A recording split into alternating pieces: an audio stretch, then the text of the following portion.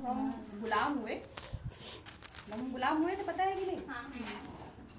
हम जो है गुलाम हुए थे, किससे हुए थे? अंग्रेजों से हुए थे।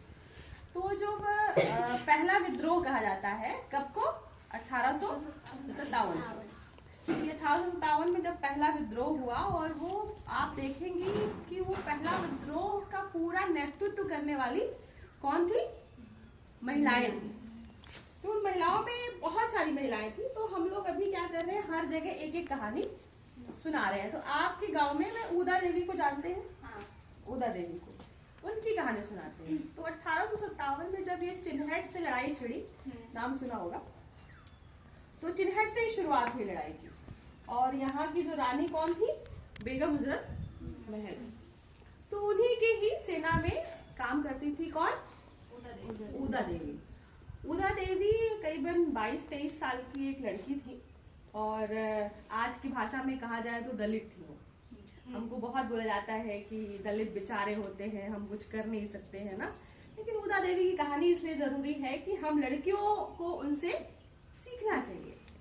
तो ऊदा देवी जब ये लड़ाई छिड़ती है, तो ऊदा देवी जी को पता चलता है कि उनके पति मक्का पासी जो थे, वो सैनिक थे, लड़ाई में, युद्ध में मारे गए, शहीद हो गए। तो उनको लगता है कि अब तो ये सेना जो है लगातार बढ़ रही है, तो उनको भी थोड़ा सा गुस्सा आता है, और वो जो रेजिडेंट बनाए होते हैं सिकंदराबाद में, अंग्रेज गई होंगी कभी, हजरतगंज भी आगे है, तो वहां जाती हैं सैनिक का पोशाक धर के, और एक पेड़ पीपल का रहता है, उस पे बंदूक लेके चढ़ जाती है, और वहां नीचे ही कुआं होता है।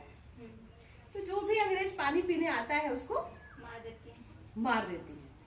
और करीबन ऐसा लिखा गया है कि 32 या 36 अंग्रेजों को वो 40 था, 36 मैंने पढ़ा हुआ है, 32 या 36, ठीक है, कहीं और 40 भी होगा।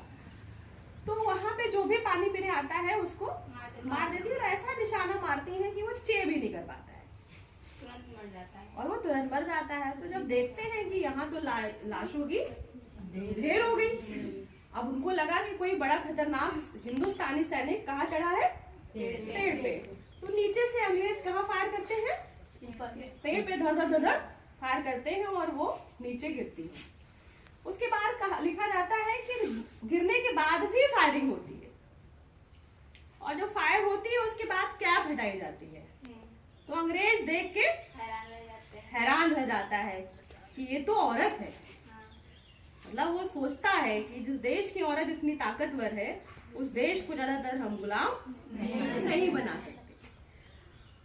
कहा जाता है कि जो ऊदा देवी जो बंदूक लेकर के पेड़ पे चढ़ी थी, वो अगर आज कोई नॉर्मल व्यक्ति उसको चढ़ा ले बिना प्रैक्टिस के, तो उसका ये उखड़ जाएगा, इतना भारी था। 700 से ज्यादा उनके ग्रुप में, मतलब उनकी सेना में कौन शामिल थी? लड़कियां, जिनको तलवार, भाला, बंदूक सब कुछ चलाना आता था। तो अब सोचिए कि उस समय जब हम क्या थे? गुलाम थे, कितनी बंदिशों में थे, उसके बाद भी उनके ग्रुप में कितने लोग थे? महिलाओं की कितनी बड़ी टोली थी? 700 अधिक। तो क्या ऊदा देवी या उनकी जो सैनिक, जो लड़कियां थी, महिलाएं थी, क्या पेड़ से ही सब कुछ सीख गई थी? नहीं। कि उनकी शिक्षा दीक्षा हुई थी? क्या ऊदा देवी जब पेड़ पे चढ़ी होंगी तो उनको नहीं पता कि उनको मार दिया जाएगा? पता होगा, लेकिन लक्ष्य क्या था उनका?